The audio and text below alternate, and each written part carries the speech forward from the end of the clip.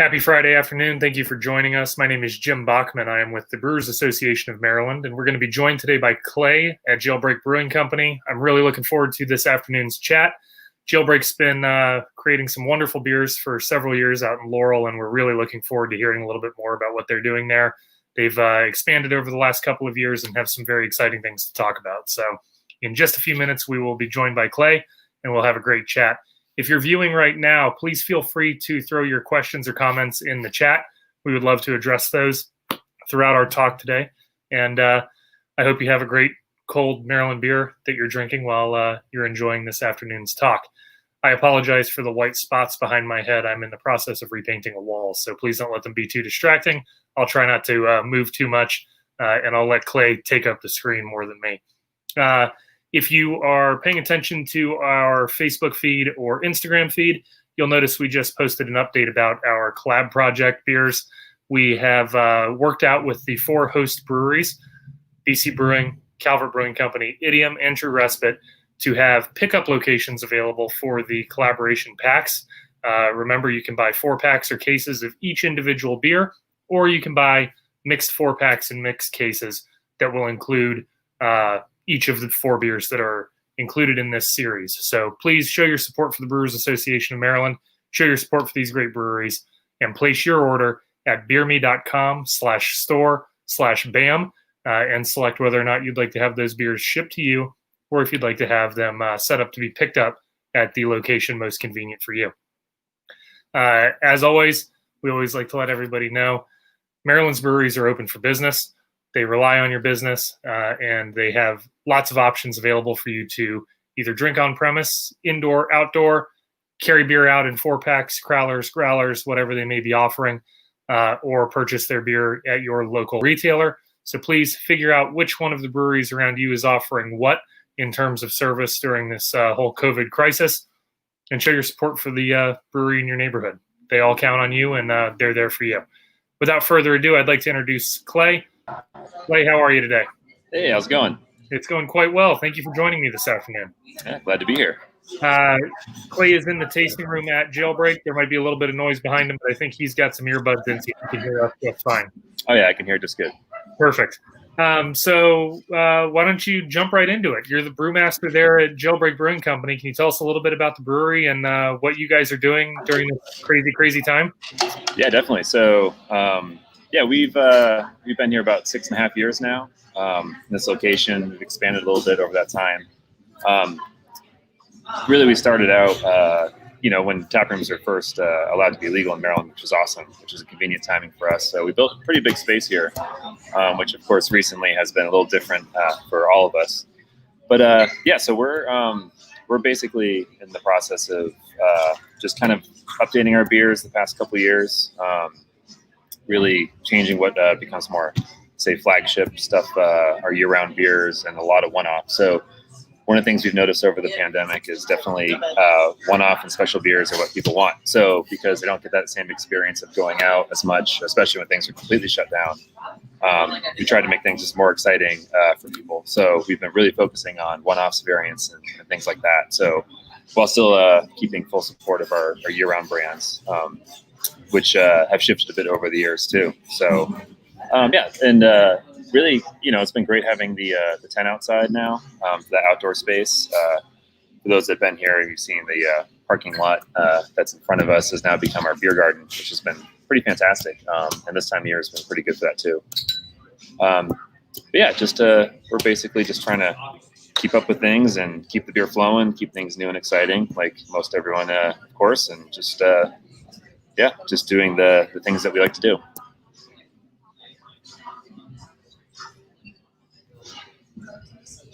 I think it helps when I'm not muted. There we go. I think it's awesome when we're talking to breweries who have been around for several years, and they talk about how their approach to offering products to the community is changing. Not only is consumer demand driving this idea that they'd like new products and new beers to experience every time they come out to visit, but it seems as though the brand portfolio really benefits from having kind of these changes and these new opportunities to explore what maybe the brand is capable of. So it's great to hear that Jailbreak has been doing that. I recall you guys having quite a long list of kind of core brands or year-round varieties at the beginning. Oh yeah. As compared to some of the other breweries. I mean, I think some breweries only were sticking to like 6 or 7 core brands, and it seemed to me like there were maybe 10 to a dozen at Jailbreak. Yeah, I mean, we kind of started off with the, everything on an even playing field with, I think we had 12 beers on tap the very first day we opened, and just kind of saw like a horse race, what was going to take the lead. And that's something that we've kind of gotten back to a bit more, is also making beer that people want. So obviously, like, not necessarily following trends, still our interpretation of what we like to do, but not being so stuck in this is our year round. Like, pay attention to what, I mean, because the beer scene has changed every week, it seems like now, let alone every month and every year. So, but yeah, no, we kind of shored that back eventually and gotten a nice expansion of making, our year round beers, about eventually 5 or 6, and then with our occasionals too. So ones that we make, say 4 times a year. And then it's slowly shored that back into now. I mean, last year, I know we made 54 different beers. And that's, full package and everything, not including, casks and things that we do in house. So variety is definitely interesting. And we were geared right up to do the same thing this year. But if anything, we've actually done even more. And I was just making our brew calendar for the next month. And it's just getting even crazier. And like, it's super exciting, trying to keep variety there for everyone, because it's just an important part of it. Knowing kind of the inner workings of scheduling a brew and making sure tank space is dedicated appropriately, and where everything is going to go, it's pretty awesome to hear that you're able to put out almost a beer for every week of the year. Yeah, I mean, it's it'd be a lot easier to not do that, of course, but I mean, there is the fun in that. Obviously, do different things, and really, as you do, say, like a variant of one brand, it inspires a different variant of another, and just there's just endless possibilities, especially with hazy IPAs. There's so many new hops being developed, and they're coming out different ways, different yeast structure and brewing process, and those are super fun things we've been really diving into, along with just even fun flavor combinations on your quote unquote pastry stouts and things like that. I think you touched on a really good topic a few minutes ago. You said you were not necessarily just chasing the trends, but you're finding out how you guys can reinterpret what those are and what they mean to you. Mm-hmm. When I look at your portfolio over and over, it appears that there's still some real dedication to maintaining a tie to traditional styles and traditional approaches. And when we say traditional, we're thinking things that aren't, made popular within the last 5 or 6 years. Is that important to you, to keep that kind of hand on the heritage of beer while still producing things that are really, really innovative and great? Yeah, definitely. I mean, I think that's something that one of the upsides of things being slower now is it's allowed us to really refocus on our process. So one of the things that's really important is our lagers. We switched over, I think, about 1.5 years ago to really diving into making them kind of old world style. So our OG lager is triple decoction, which is an absolute pain of a method and a super long brew day, but like these little things that make a big difference. Changing our mash regimen, our malt bills, just things that are even like our Hefeweizen, which is our number 1/number 2 seller, kind of goes in between that and Special Lady Friend. We've changed that recipe a couple times recently, just as we learn kind of new things and we try something else, another beer, and even applying those same things to some new styles. Like, we've done a couple tweaks to our hazy IPAs that we're really, really happy with, that we've been making roughly the same, method-wise the same for the past, year, that just even changed that and put that, in a whole different area that we love totally. So just always pushing that boundary. But I love taking old styles and applying some of those methods to new things too, while also keeping those alive. I mean, I don't know any other breweries that their number 1 seller is a Hefeweizen. It's not really a hot beer when it comes to what's trendy, but I mean, we make a lot of it and people drink a lot of it. I'm actually pretty blown away that you said that. As soon as you mentioned that, I'm like, there's no way. That's wild. Yeah, it's for a while it was that and an amber ale.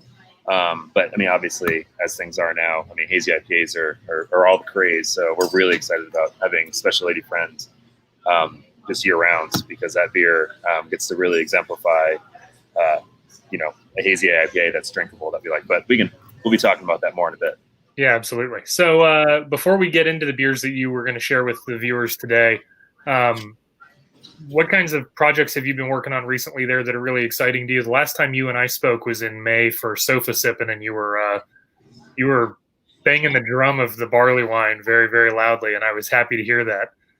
Yeah, so we that barley wine we made, which I think it's now, I guess it's been about 6 months roughly. It's been in the apple brandy barrels and a couple in whiskey barrels, and we just did a tasting of those last week.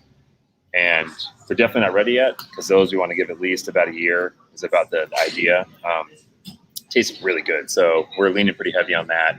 Once we get through this kind of pre-Christmas push, that just from now straight through the end of the year seems to be when we really are brewing a lot. That's when we use our January slow time to really focus on barrel aging. So we've been definitely making more of that base. Really happy how that came out. And then also we're in a similar area getting into our dust till dust blend. We just started tasting just yesterday actually. So we're coming up with that for the year. So big barrel aged stout and definitely some barley wine mixed in there too. But yeah, all things barrels, it's the best. There you go. And you've had plenty of time to let things rest, I suppose. Oh yeah, especially this year. So when you guys had to make your adjustments for COVID, I think you were probably one of the, I don't know, maybe dozen and a half, 24 breweries in the state that were truly impacted by having a restaurant attached to you. So you got to feel the burn of the restaurant side and the brewery operation side. How was the adaptation and the kind of pivot? How did you guys take that? It was pretty hard, more so on a personal aspect, because of course with a 7-day-a-week operation like it was before, and a full kitchen staff and a full front of house staff and a full production staff, obviously it came down to survival at that point, and we had to adapt. And unfortunately, there was furloughs and all that stuff. That was an awful decision to make, but it was just necessary because, the whole company going under wouldn't have helped anybody. So we pretty much adapted as we could, stayed open for carry out, which was great. And we had a ton of people being super supportive towards that. And that was very helpful. And then just kind of rode it out till we were able to open again. But even then, that's like I mentioned before with the tent outside, which allowed for more space, open air, spacing our tables inside, also, reduce the amount of people overall that we can have here, but it's, the right safe thing to do. So we really made sure we focus on those things, just because we want people to feel comfortable and good about coming out, which we're still, doing now, which is really important. And when guests are visiting, is the seating outside open for both dining and enjoying beer, or is it just one or the other?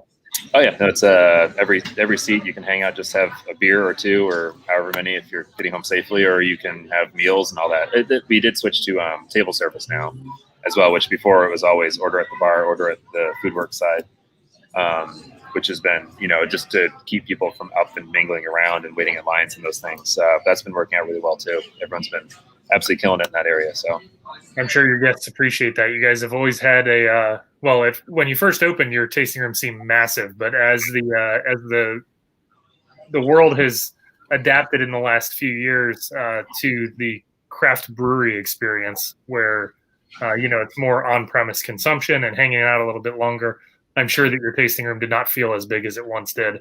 Oh yeah. There's definitely plenty of days where you could barely find a space to get in here, but that seems like a whole other life ago. So, well, now that you have the outdoor space, it's nice people still have a place to go and have the opportunity to enjoy the great food and the great beer that you guys are making. So that's wonderful. Yeah, and even just yesterday, I was out here and I peeked out through our brew house window in the tap room. I'm like, oh man, it's really, really slow. And then I walked out front and looked outside, and it was pretty much every single table outside. I'm like, well, everyone's just enjoying the nice weather out. So yeah, take advantage of these beautiful days. That's right. All right, so let's jump into it. You've dropped a couple names of some wonderful beers in your portfolio. You've got a great lineup to talk to people about today. You indicated that most of your beers are available in all package formats, so draft, and they can get them in cans in stores. Yeah, no, it's pretty much everything we do. Besides real small one-off variants, we're also canning as well. So, its availability will vary from here and there, and where you can get it. But yep, no, we do package everything. Very good. Well, which beer would you like people to hear about first? I'm gonna start off with our OG lager. So always my first go-to beer after a work day. So lagers, I mean, a little bit less now for sure. Had a bit of a bad taste in people's mouth when basically they associate it with just Budweiser and the macros. So it's been really awesome to see a lot of craft breweries kind of take lagers back, ourselves included. So our OG lager, we've been making for a little while now. It was a slight derivation of our, we used to have Czech the Technique, which is another more Czech style lager. This one is kind of halfway between a Czech and a Helles. So a little maltier, but still a little hot bite. But yeah, so this beer is always my go-to because it's a really good just drinking beer. And I hate to use the term just because it really is quite something that we take a lot of pride in. There's not really anything to hide behind in a beer like this. So that's why it's my favorite beer to make. It really has a cool depth of character while also still being something you don't have to overthink and you can just have a couple of and really enjoy. So traditional method, like I mentioned before, we do triple decoction for this one. Really drinkable, good depth of character in the malt, and also the old school hops, all Sots and Hallertau. So the classics, a little bit of Techning as well. Yeah, just a very overall drinkable beer and one that I love having in our portfolio for sure. For the folks that are viewing who may not be familiar with brewing techniques and kind of classical and traditional approaches to brewing versus more modern approaches, can you explain a little bit about decoction mash and what all that means? Absolutely. So I guess its origins lie in, so way back in the day, a lot of malts were not as refined as they are now. So there were various methods you could use to basically break them down further to eventually be what you need for making really good beer. So decoction is where you mix your mash at a lower temperature and you pull out a small portion, you boil that grain, you send it back into the mash, which then raises the temperature. So you do it 3 times, and it's essentially a way to recreate step mashing, but you also develop some really cool flavors during that boiling process, which in all other things makes no sense at all because boiled grain or really hot grain usually gets very tannic, or hence why you don't sparge with super hot water. You want to rinse the grains gently eventually in the lautering process. So by pulling those out at the lower pH, it actually doesn't create that issue. So you really get a cool depth of malty characteristic, but it also finishes quite dry. From that step mashing, you've basically converted all your sugars to make a very dry beer that can also drink fuller than it is without also being too full. So essentially it's a really unique method, and typically a mash that would take an hour start to finish is taking about 2.5 to 3, but it's totally worth it. So the benefits are really there in the terms of the experience when you're tasting that beer and you're getting that more lush feel on palate from the body that's given, and you're also getting more grain character than you might from a shorter mash. So really just adding complexity and adding a step to the experience that you might be missing out on. Yeah, and it's something that it's more secondary, tertiary flavors that if you just sit down having a beer, you don't have to really overthink it. But if you really do want to dive in, it's really nice to kind of look for those more bready, a little bit of light toast kind of characteristics that come out of that process. What format is this? This is a canned beer. What format can is this? Is this 12 ounce? Is everything 12 ounce? So we do 16 ounce for this one. Okay. We've bounced around a fair amount on what we do 12, what we do 16. Recently, we've done a few more of our special one-off IPAs and 12 ounce again. Essentially, we're just trying to help out what our customers like more in the distribution side as well. What they'll what sells better on the shelf and what people are more willing to pick up, which is nice because we've done a couple beers that you have a 16 ounce can of a 14% beer, say, like that's a big commitment. I do like that, but we also noticed that, say 3 years ago when we were doing just 12 ounce, those beers wouldn't sell as much. And 12 ounce, we put them in 16 and they do better. And it's kind of weird. It's a perception thing, but at the same time, I have that same perception now with bottles of beer. I almost never buy a bottle in a store. I look for cans, and usually 16 ounce. So I get where people have the mindset what they're used to, but we're willing to shift it around however we see, coming up. Very cool. That beer sounds delicious, and I think an afternoon like today would be the perfect time to be enjoying one of those.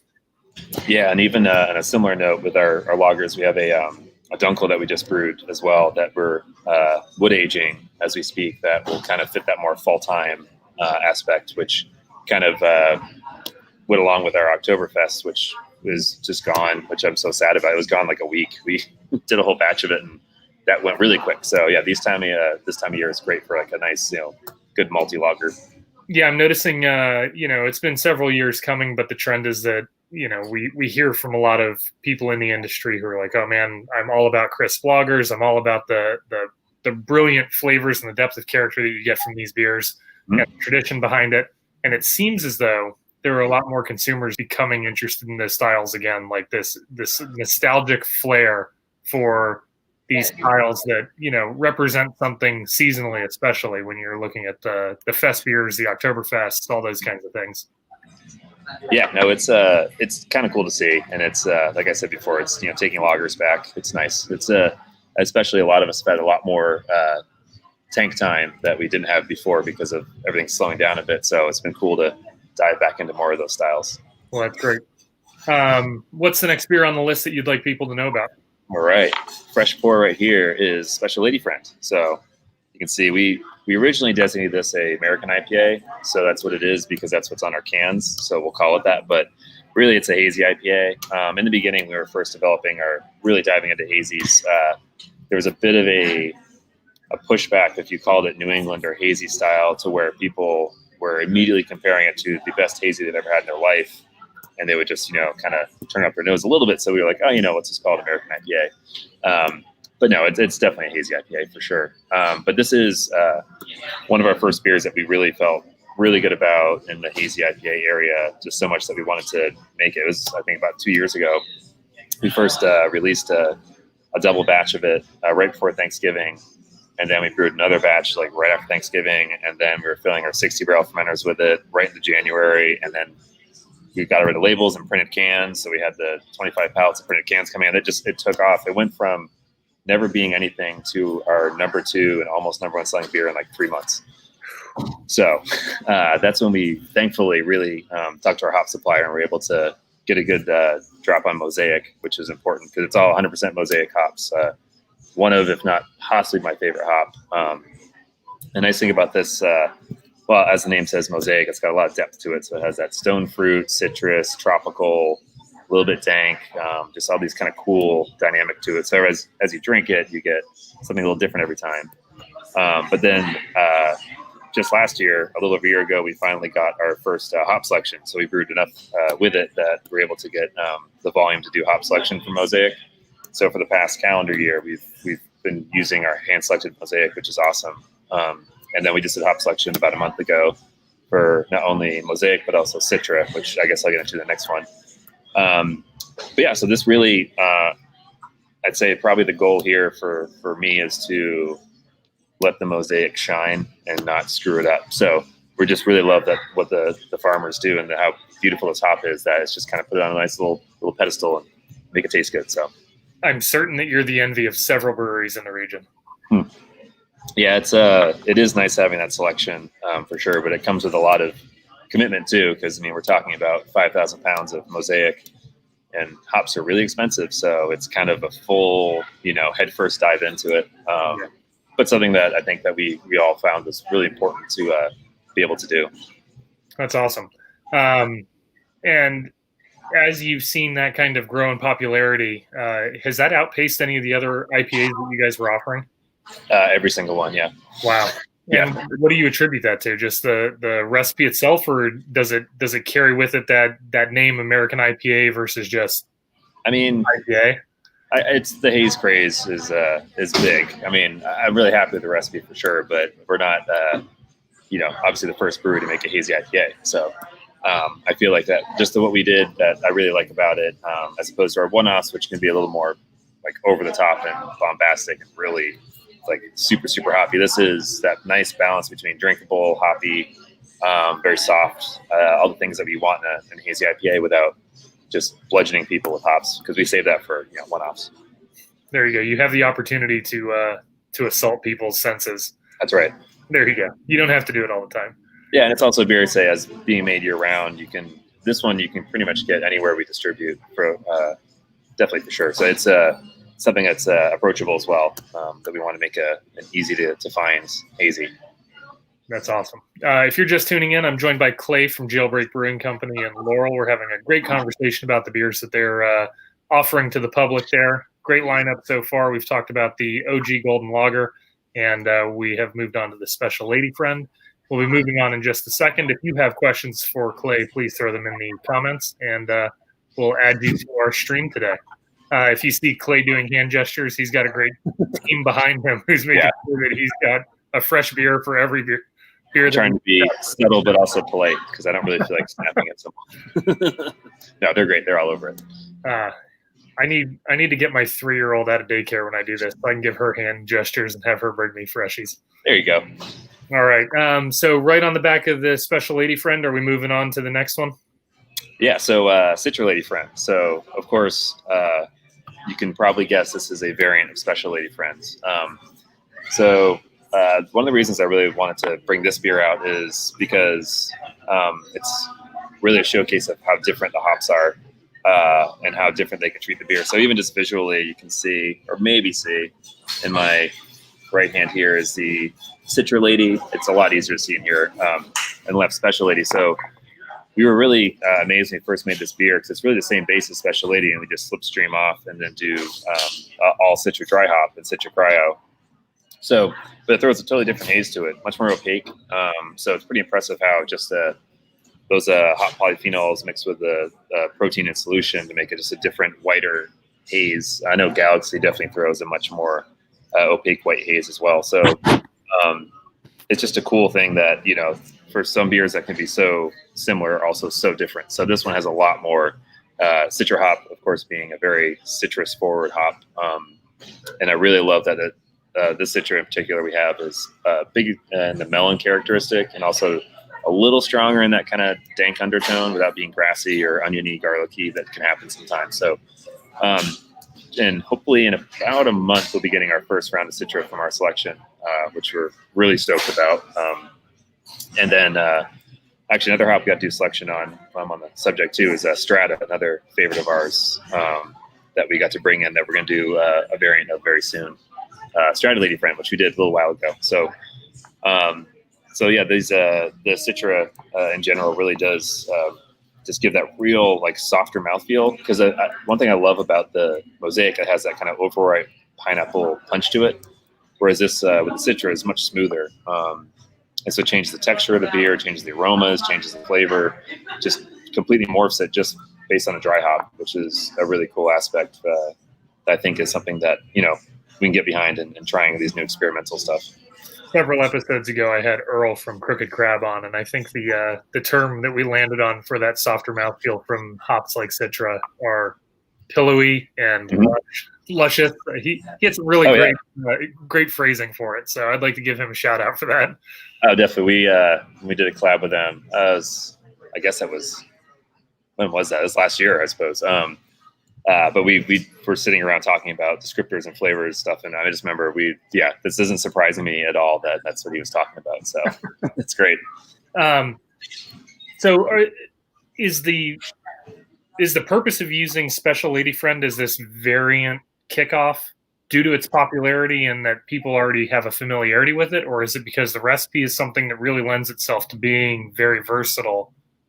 Yeah, no, totally. It's more of like a nice blank slate pre-dry hop where, and we do a lot of we're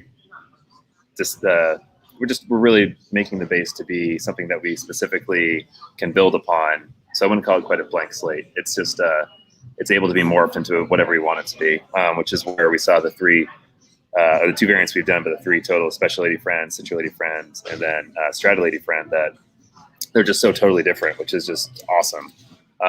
So that's kind of that fun experimental part where we can just try different things, and we have the beer. So it's just a really big scale experiment. But once again, it's more about the hops really, and you let those hops shine, and it's really cool to see what they can do. That's awesome. I think it's great when people have the opportunity to taste the same beer approached in multiple different ways and get to really explore how slight changes, or what might be seemingly slight changes in the ingredient, lineup make a different drinking experience. Oh, absolutely. I mean, it is kind of night and day, or sometimes not. That's the fun part of experimentation. Sometimes subtlety is cool too, but when it's not subtle, it's like, oh my gosh, that's how important that ingredient really is to this experience. Totally. Very cool. So is the plan to kind of stop with the Strata, or do you have other hops in mind for the next couple of months that you might be very interested in putting into a new variation?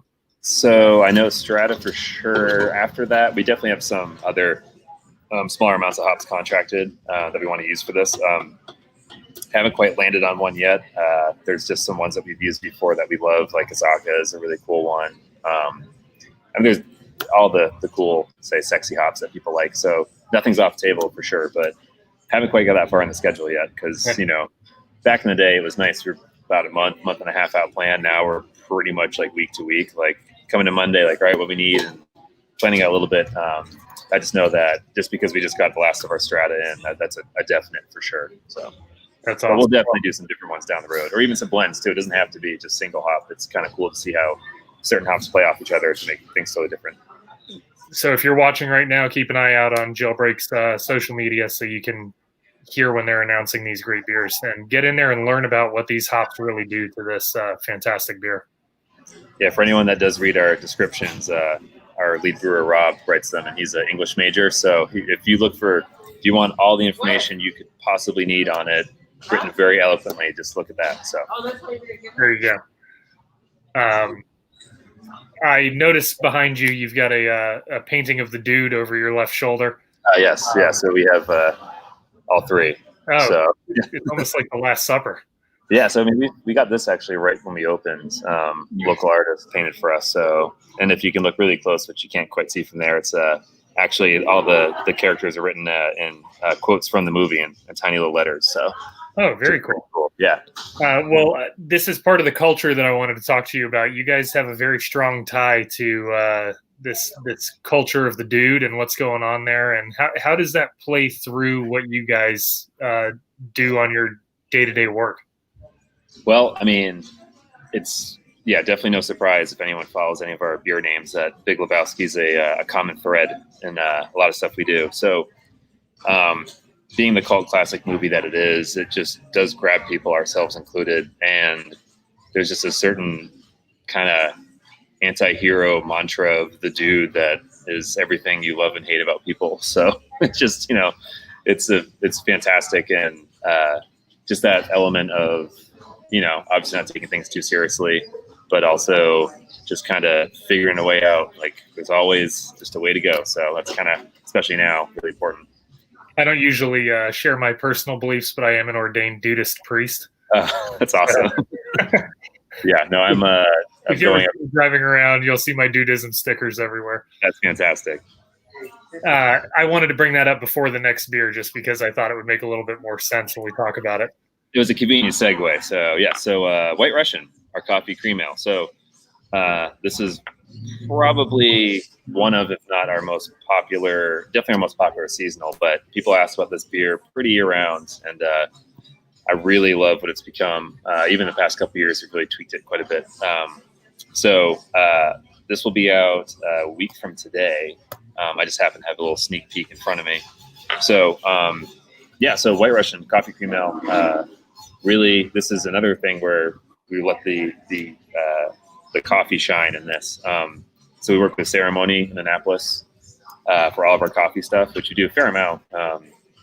And this one in particular by far the most. So we did our coffee selection a couple weeks ago.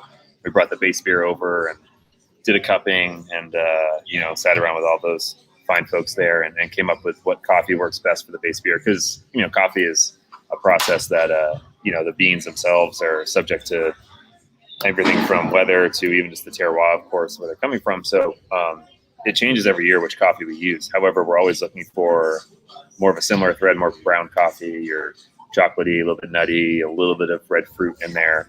And this year we landed on a Guatemalan coffee that we just absolutely love. So coffee cream ale. The cream ale part of it comes from the lactose. There's a bit of a misnomer there because cream ales can just be a warm fermentation lager or old school traditional cream ale. However, for simplicity's sake, it's kind of become common to refer to cream ales as, a light beer with lactose. So, this beer is something that we really do enjoy quite a bit. You can see it's quite light in its appearance, and it definitely aromatically is really big on the coffee. Flavor-wise, they blend together really well, and it's absolutely a beer that the second it's out, I drink it, and I keep drinking it until the last drop is gone, and I get really sad to have to wait till next year. So I love coffee, so it helps that to have that aspect as well. So just to make sure I understood that, your use of the phrase cream ale is almost a synonym of a milk stout. You're using it because of the addition of lactose? Yeah, so I mean that's one of those things that I just because I'm also I get very specific with names and stuff. So I mean a cream ale really is traditionally a warm fermentation lager. That's what it was, but really in the end, it just, for simplicity's sake, it works really well for the beer. And there's enough breweries that call similar beers cream ale, so we just kind of went with that. But we're definitely aware that it's technically not a cream ale and blah, blah, blah. So, well, I won't hold you to the technicality, but I was going to ask you, coming into this, thinking that it may have been a warm fermentation lager. Well, there we go. I beat you to the punch. Explain Genesee and what's going on in my uncle's refrigerator, Right. Yeah, I mean, it is an old classic, and really a beer like that with coffee could be interesting, but I don't know. I prefer what we have here. Yeah, it wouldn't be your White Russian. No. That's a wonderful beer. I think the texture that you've accomplished, and I think it's probably a lot to do with the addition of both the coffee and the lactose, really, really make a difference. It kind of plays that trick like the golden stout thing that a lot of people are trying to pull off. Where in the process are you adding the coffee, and is it going in as whole bean, or is it going in as something that's a brewed product and then? So we cold brew and dry bean with whole bean. So the majority is cold brew, which we've tried a couple of different methods over the years, but we keep it quite small batch, so 5-gallon buckets at a time, and a lot of them, just because that contact doesn't scale up. Because when you think about a large scale, I mean, a coffee ground is a certain size; it doesn't scale up the same way too. So that contact and that ratio is very specific and important for not only the flavor and aroma, but the texture too. But then also, I think last year was the first year we started doing dry beaning as well, which really drives up the aromatics, which I love that we've been doing that. It really is quite impressive how much that translates through the beer, but it's all cold side. So we're adding it after fermentation's done, after beer's crashed, and then right before our centrifuge to the bright tank, which also has been a big help. So we got a centrifuge about a little over a year ago. And that way, that does soften those sharp edges on a lot of beers. This one specifically really helps a lot. So that way you can also add it right to the fermenter and then centrifuge the whole thing right through, and we're good to go. We do strain the coffee. You don't throw the grounds right in.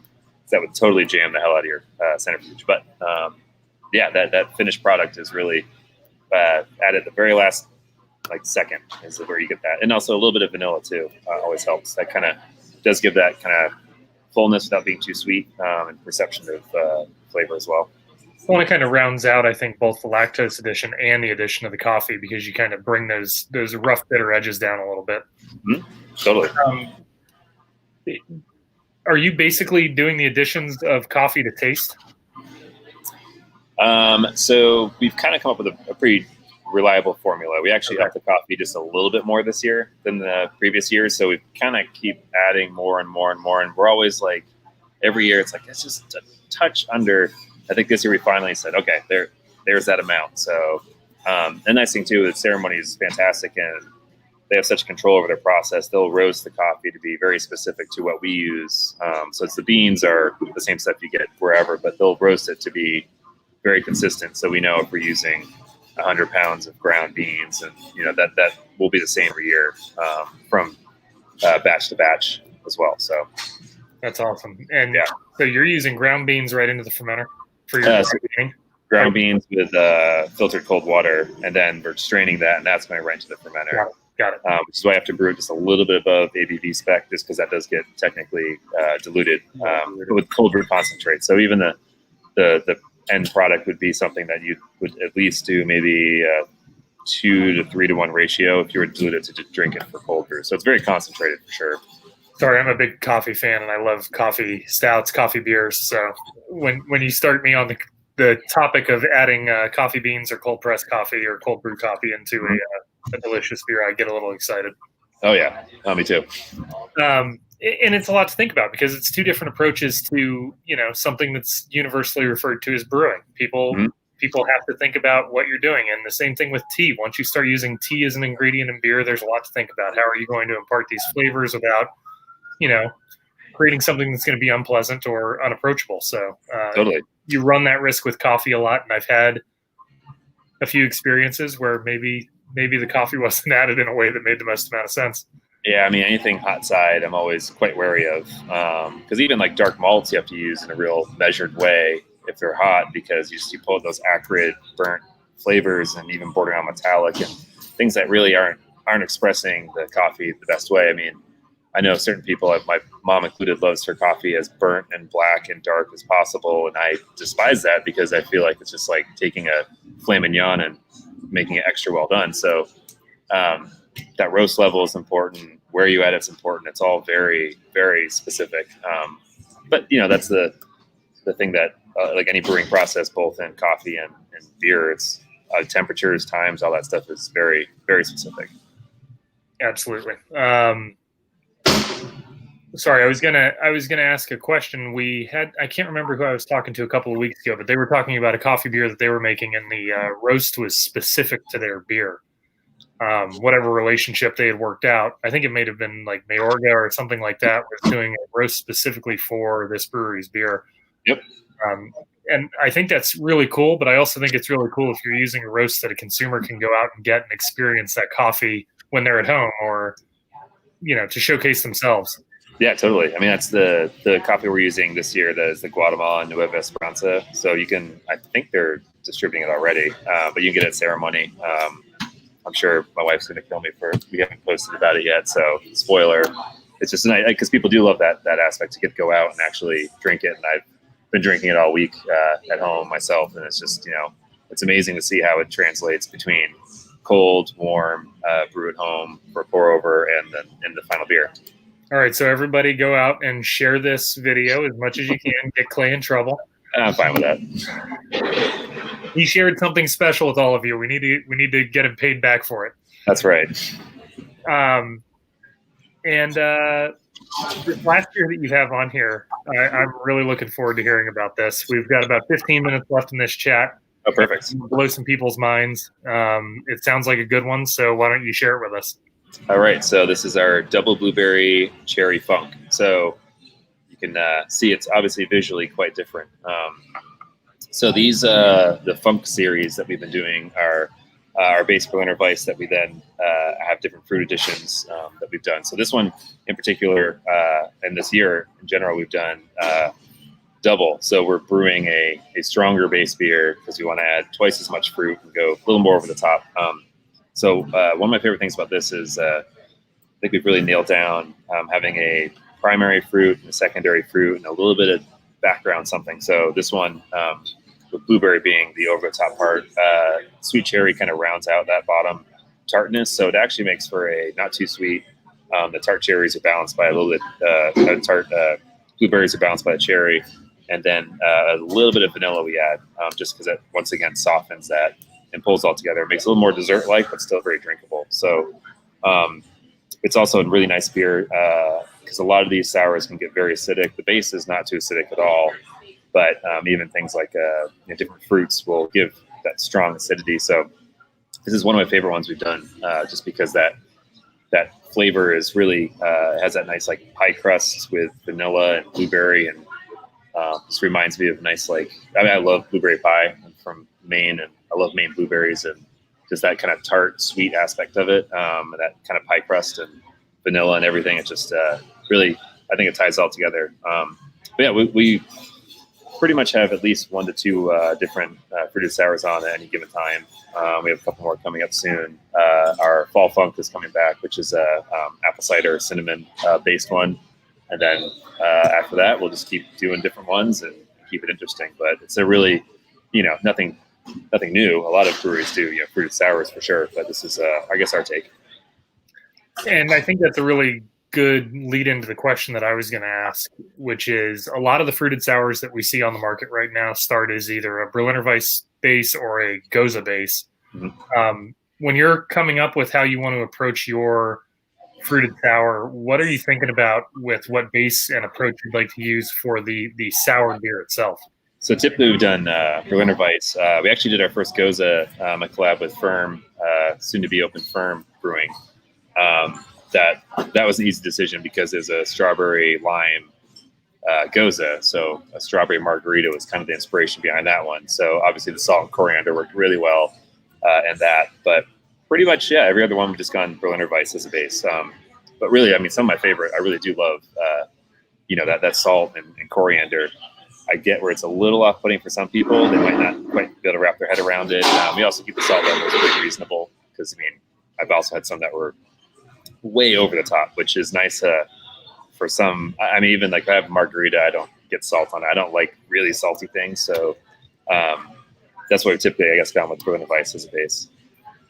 And for people who may not be familiar with Berliner Weiss as a style, can you maybe share with them how this beer was traditionally consumed and why the inspiration to add fruit as part of the brewing process makes a lot of sense for what the style truly is? Oh, totally. So Berliner Weiss is kind of a classic style in Germany. So essentially it's a sour, the way it's usually made now is a kettle sour, where the souring bacteria, lacto, is added in the kettle. So we can then, after, for us, like 3 days of souring, boil it to kill it off, which is really important because we don't want lacto throughout our entire brewery. And traditionally, when they were served in Germany, because they were on Heißgeboat, they couldn't serve them with any fruit in it. So they would serve it in a glass and give you either woodruff syrup or raspberry syrup or something to flavor it with. So it's always been like a really strong base for something else being added. And what a lot of breweries, what we do is just pre-mix it essentially, so you get the final product right there. I mean, I personally would absolutely love to make a Berliner Weiss kind of naked and do that in house, but I get where having 600 gallons of that around is kind of a hard sell, because who's going to buy the straightforward naked Berliner Weiss over some of these great fruited sours on the shelf? Well, I mean, I know, and every time you think these things, like, oh, it sounds like a great idea, but I just know we'd be a month from now being like, that was a terrible idea. So yeah. There becomes a point where the business decision has to outweigh the personal infatuation with an experience. Yeah, remaining as a business is an important part of keeping the business going. So that said, there are a lot of experiences with German beer that I think people don't really grasp, being American beer drinkers. We all take for granted the German Pilsner and German approaches to the Oktoberfest beers, the Märzens, whatever's out there. But when you start looking at things like the Radler, and then you're looking at the Berliner Weiss and the Goza, like, people don't automatically jump to those being German tradition. And totally. The fact that they are, and the fact that they meet all of the standards of Reinheitsgebot, and they meet the standards of making a beer, until you make your little alteration at the bar. It's really a cool experience, and it really broadens what the base of traditional brewing looked like.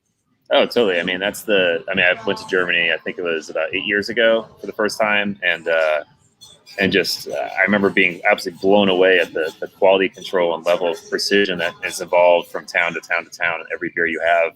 But then at the time I was working at Dogfish Head, and we were building the 200 barrel brew house, and a lot of the welders were German, and they would hang out after work and have a couple of beers. And you could see them like painstakingly go through like an IPA or just things that they couldn't get behind. But the one beer that they always went for was Namaste, which is a whip beer with a little bit of that orange and coriander, and like, oh, okay, that's a flavor they're familiar with, and they loved it. So it was just funny though how like that's a pretty out there beer in general, or at least I guess 10 years ago, a little more out there. But it's impressive to see like they have the capacity to go for these things, but a lot of these beers are based in that root overall.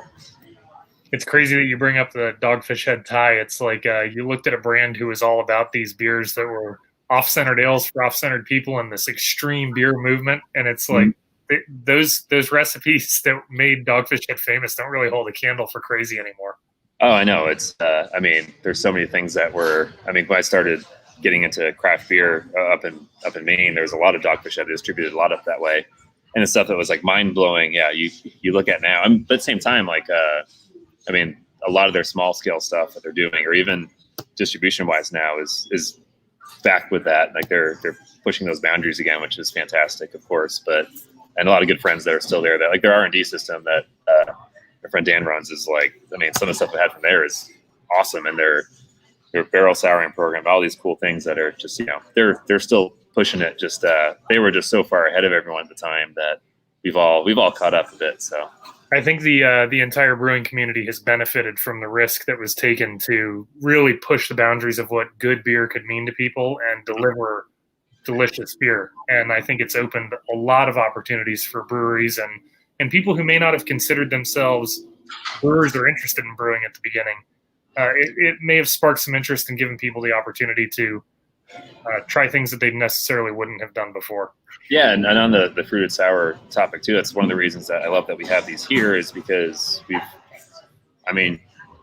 the way you get people into craft beer is by introducing them to something they like. And if the first thing you're trying to do is shove an imperial stout down their throat, they're going to say, no, thank you, I'm never drinking craft beer again. So having beers like this, or even our tap room having wine or cider, you know, to bring more people in, they keep coming in, they're going to start trying something eventually. So it's nice having like more approachable beers for sure. So that was a question that I was going to ask you. I know that Justin, one of the co-owners of your company, and co-founder of the company, I suppose, is one of the most adept wine palates in the Maryland beer scene, as well as being a beer guy. Yeah. I'm curious, have you guys thought about playing around with the hybrids between wine and beer? Or are you pushing those boundaries at all? So in the clean side, you would think we would have done that by now, but we haven't. And we've always kind of just never felt really that full dive into it. However, he was just on Cap's podcast last week talking about our kind of side project we have going on for literally a separate brewery that we are doing barrel-aged sours and a lot of them. Essentially, that is kind of our instead of using wine grapes too much, just really diving into the aspect of winemaking that we appreciate and applying it to beer. So blending, time, all the things that, you know, make real like nuanced, flavorful beers with a great mix of lacto, pedio, Brett, and mixed fermentation. So we're doing all barrel fermentation. Our first couple blends are coming out pretty soon, the next like month roughly, and that's kind of more we've dove into the wine thing. It's something we want to do right from the beginning, but we eventually got a separate space. It's actually one building next door, so we can keep it separate, because obviously the thought of having all that in our clean brewery is terrifying to me. So playing with fire, people get away with it, but man, I'm good. So yeah, we have, I mean, at this point, I was just doing the math the other day, about 250 barrels worth of beer souring right now for the past 2.5 years.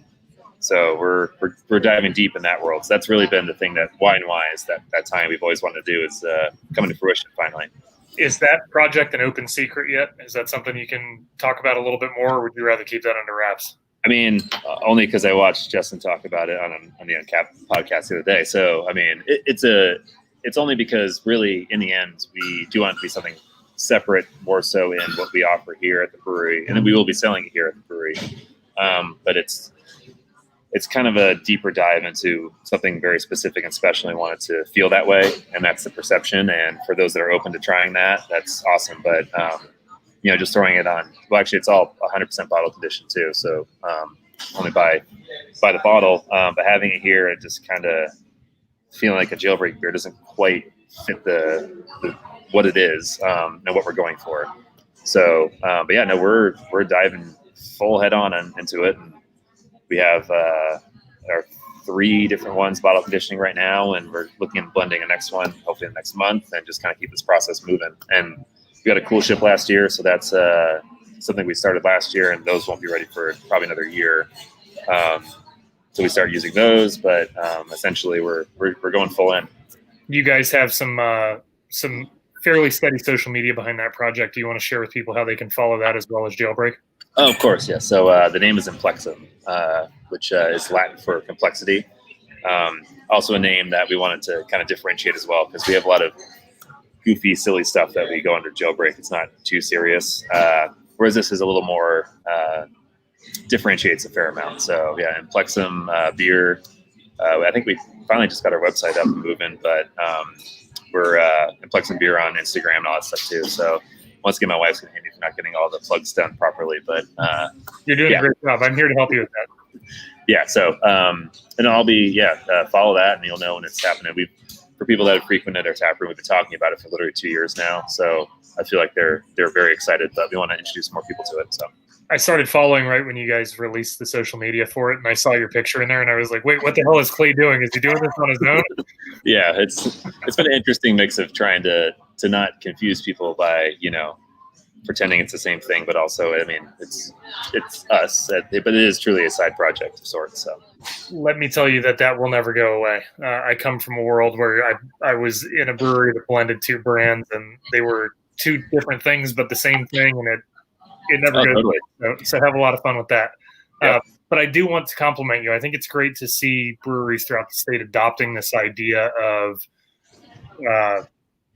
kind of taking back. We're talking about taking back the lager. Now we're talking about taking back the sour, the funky, the wild fermentation, the things that you normally don't want in a brewery.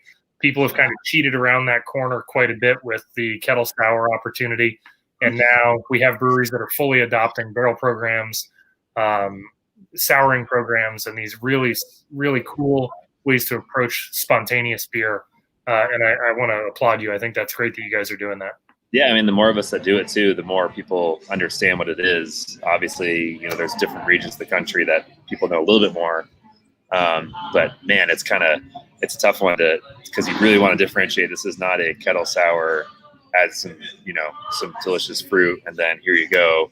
It's so much more work involved and depth of what you're going for. And like other beers I talked about before with that, like really something you want to sit and contemplate and think about and enjoy and dive in deeper. That's what they're meant for. So trying to separate that difference of a delicious fruited sour and something that's mixed fermentation and very specific and blended to be something very specific is an interesting task, a bit uphill, but we're ready to start it. So, well, I'm waiting with eager anticipation for information about when those beers are available because I cannot wait.